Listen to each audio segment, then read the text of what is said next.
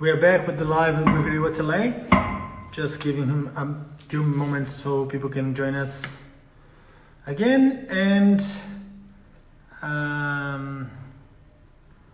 just wait a little bit. Let's see if the questions are still in place. No, they're not.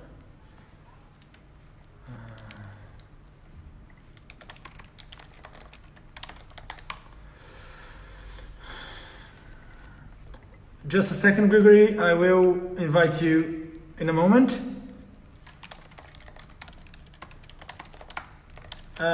So that you guys that sent the question in the first part of the interview, please send it again. As I've told before, if I close the live and didn't ask the questions and start again, I missed whatever you have typed it to me before. Okay.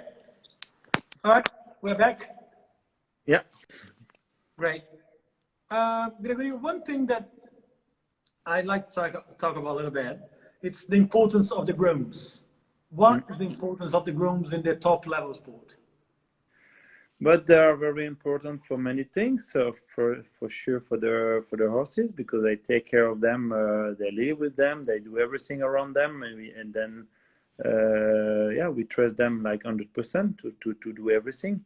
To take our truck, to drive to the show, and to take care of them, because for us the horses are very important, and then we just give them our full trust for that. Then they are very important. Very good. One thing they have, let me check if it's already here. No, it's not here, so just translate from Portuguese. A Brazilian rider saying, normally we see you riding big and strong horses. Is that the type of horses, or big and strong, stronger horses, bigger horses, more powerful horses? Do you have a specific type of horse that you like, or is just whatever suits and it's on its toe? It's what we give me to ride, but no, not really. Okay, I like to ride horses, I will say even a bit lighter with quality. That's true, I had a few bigger horses, but no, if they have quality, I like all of them. Okay. Let's say if we can. That's an interesting question. That's tips for a very careful mare who stops at poles or jumps so she won't touch them. Yeah. And then? She wants tips for tips. very yeah. Well, that's very difficult and impossible to say, because depends on the situation, depends why. For sure, if they get scared, for doesn't matter the reason, you need to give them confidence and to do simple thing what they can do, repeat a lot, and do not too high, and then they need to trust you. They need to be able to jump it in a good way, a relaxed way. Otherwise, you have no chance. Okay. One thing I know that you taught Musa last year, if I'm not mistaken, or the year before. Do you take a lot of students? I have a few, not a lot, because I can't. I don't have time, but I always have 2-3 students I follow who are at my place. And I try to follow them here at home when I am there, and then sometimes at the show when they can do the same shows as me. Yeah. Do you manage clinics like this? Is it clinics in English? I think it is. Yeah, you can say clinics. Yeah. Do you have them? I have not so many. I do, let's say, 1 or twice a year, because that's always the same. We don't have time, but I would like to do more if I had time. It's something nice, and also training. I mean, it's something I like and I enjoy now. Also, when you do it with good clients who are at home, that you can have also a plan, a goal, and improve them. Doesn't matter the level, but you just need to find time. Now we have it a bit more, but normally, like I said, we are 2-3 days at home, and it's very short. Yeah, I can get. And then hopefully you won't have much time for much longer. Yeah, I hope so too. But let's see. Well, no, I asked that because someone was asking on the live if you would consider coming to Brazil to do a clinic, and I said, okay, I'll ask that by the end of the time. They So already asked me to go there, but unfortunately, I don't have time. it's all right. Gregory, what is your tip or what is your advice for the young riders that want to be just like you and I? Well, just what I said at the beginning, depends what they want to do, but first they need to enjoy it. First they need to see what they can do, what they can get. And every step they do, they need to fight to do the best in their situation. And every situation is different, and it's always difficult to say you have to do this or that. I'm not the guys who say do this or that, but for sure, work a lot, accept that it will be very many difficult time, and fight for it, learn from it, and then you will always be stronger and better. And then give you a goal and try to reach it, but don't make it in a hurry. I mean, take your time to reach it. Accept that it's going to be a few steps. Okay. Hold on just a second. One of the things that has been popping up, and I think that was out last week, next year you won't have the European championship. You only have the Olympic. They cancel the Europeans. Do you agree with that? Yes and no. I will say if normally there is the games, if we talk about a country like Belgium, we will say normally the games has to be for sure the main things. And if you have the European 2 weeks after, it makes it a little bit like, it's to have two big competition like that after each other, maybe not the best, because then it means that the European are not very important. And that's not right. But I also try to be in the other side. All the countries who doesn't have the games, who are not with the team at the games, then they would like to have a championship. And then for that reason, for me, maybe we should have keep it. And of course, the big countries maybe could have sent other riders or other horses. And then, that's why I'm a little bit like between. But I think at the end, we should have keep it. Yeah. Okay. Well, you won. Belgium won the last European, right? Yeah. Very good. You, Olivier, Peter Devaux, and Nicolas? No, it was it was me, Peter DeVos, Jérôme Guéry, and Jos Valoy. That's the one. Was that the first time that the Belgium won? It was the first time that the Belgium won a medal in their life. That's crazy to say, because when you see how Belgium is strong now, but they have never won any team gold medal in any championship. That was the first time. That's bizarre. Yeah, that was. So I was also surprised when I hear that, but that's the reality. Very good. Well, yesterday I interviewed Celine Chombo de Azevedo, and she was saying that Filipino actually coached you when you were a young rider. Yeah, that's true. I think that was the year I told you that I did the European young riders. I was going there a little bit, and he was teaching me, helping me, and that was also because in my career I had many teachers, every step I had somebody who helped me, and then he was also part of it at that time. Yeah, sure. Who's the rider? Or I know that John, you have been a really big fan of John, but which is a rider that you looked up like Luke? I forgot the word for that. That you model or you... Yeah, that I follow, that I admire. That's the one. Yeah. There's few riders. I don't like to follow one. I try to like take the best, or what I think the best that everybody does, that I think they do right. Because everybody has a different system, then you cannot say, okay, this one I have to do exactly like him.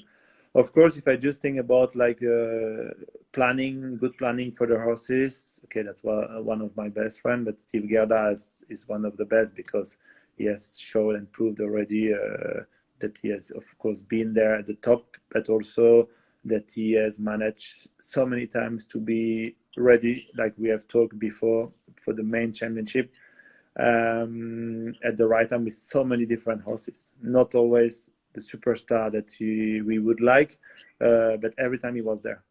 And that's amazing. Not so many, I will even say no one rider has done it the last 20 years, that's for sure.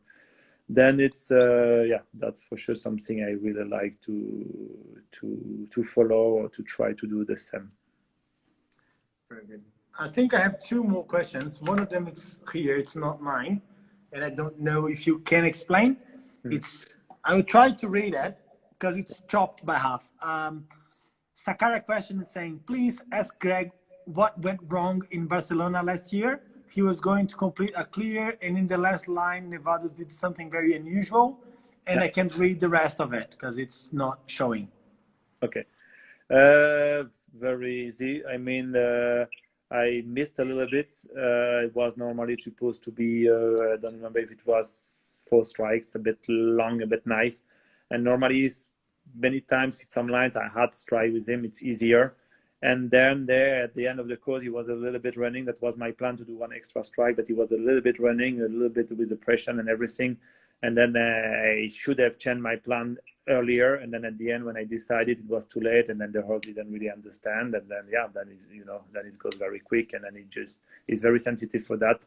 Then it just, when he went next to the fence. But yeah, that was, of course, he could also have not done it, but it was also a bit of my mistake. Very good. I think before we end, I want to know a little bit about the future and what you think. What are your gambles? What are the horses you have? Which is your next superstar? You know, a little bit about what you have now in the stalls and what is your gamble? What's your... Yeah, but first, everything depends of when we can go to the show again. That's the first thing. Of course, we are assuming that we're going to be having a normal sort of life. Yeah, okay. Soon enough.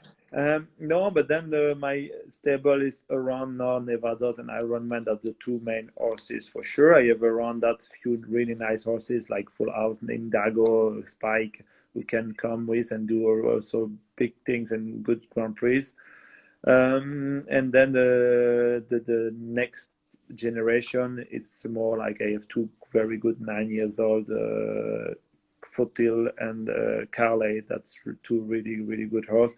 Let's see, I took my time with them. They are not ready yet, but I hope soon. Okay, I was hoping this year they could improve and be ready for the end of the year, start to do bigger shows. Okay, now it will be a bit later because I could not do so much. And then we see, but that's a little bit my future. And of course, I have a few really younger one that I believe a lot, but that's for sure a long process. And yeah, let's see. I think that's it. Might have one more question on the question mark. I'm just trying to...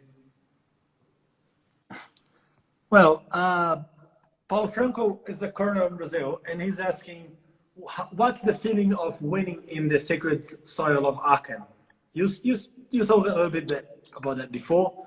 I guess he wasn't here, but... The feeling is for sure amazing. I mean, it's not something you plan. Of course, every Grand Prix you start, you want to do the best, you want to do good.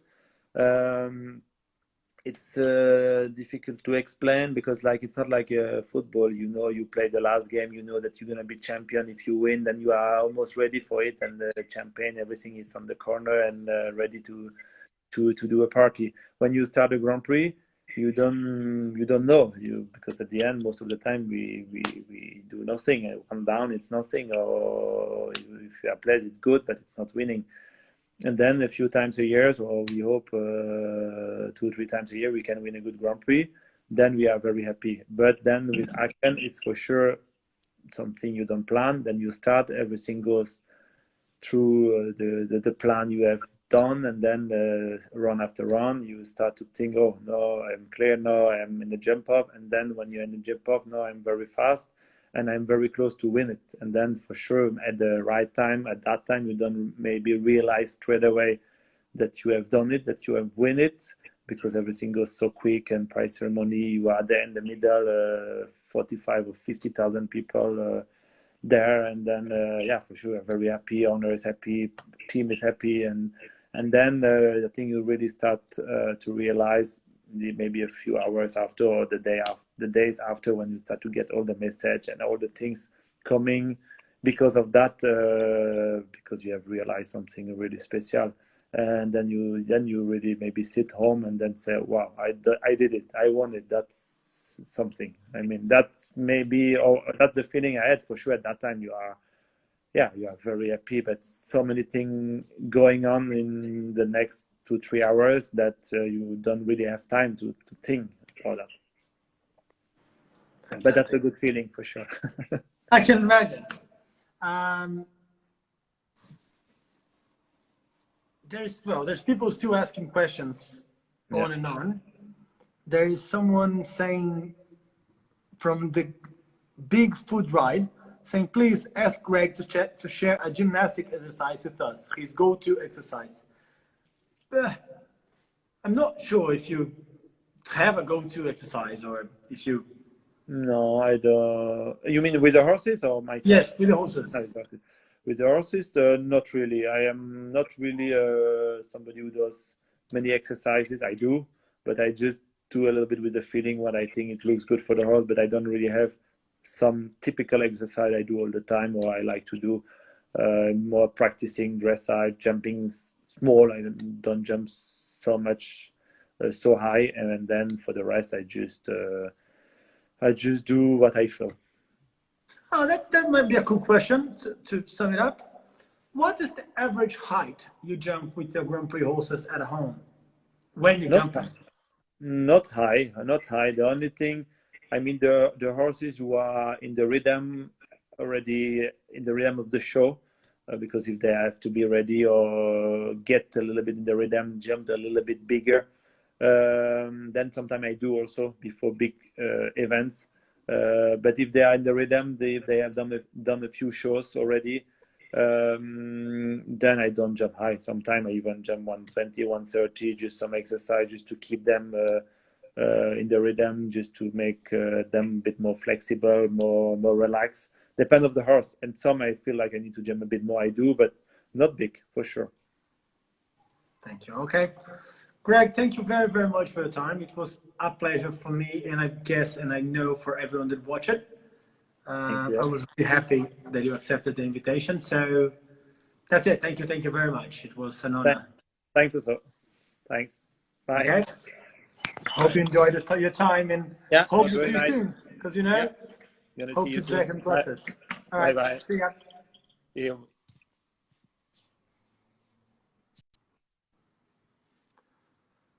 Thanks everyone that watched it. For me, it was a pleasure, and it was an honor to have him with us. We have some interviews scheduled for next week. We don't have an international one yet, so I'm not sure I'm going to be speaking English once again. I will let you all know. Please keep posted on the stories, and I'll go back to Portuguese to finish it up. So thank you very much to everyone that's English speaker and watched the whole thing, and to all the Brazilians that could understand. Pessoal, muito obrigado a todo mundo que assistiu. Para mim foi um prazer, uma honra. Ele é um super cavaleiro. Foi incrível. E eu vou deixar... Vai ficar agora, para quem não sabe, as lives não estão mais ficando no ao vivo, lá no Stories. Elas estão direto para o meu IGTV. Eu já salvei a primeira parte lá, vou salvar agora a segunda. Amanhã a gente não tem nada, domingo. Segunda-feira tem uma entrevista com o Antônio Fortino para falar um pouco sobre cavalo novo, um pouquinho sobre criação, um pouquinho sobre desenvolvimento. É um assunto que está um pouco no momento agora no Brasil. Quarta-feira temos o Marcelo Tosi para falar um pouco de CCE. Na sexta-feira, a Priscila Azevedo, doutora em veterinária, para falar um pouco sobre eventos sobre veterinária. E o final de semana eu ainda não fechei as pessoas, ok? A gente deve ter na semana que vem, algum dia, uma entrevista com o Olivier Filipe Hertz. Eu estou checando com ele ainda o calendário dele e eu aviso vocês assim que eu tiver uma data.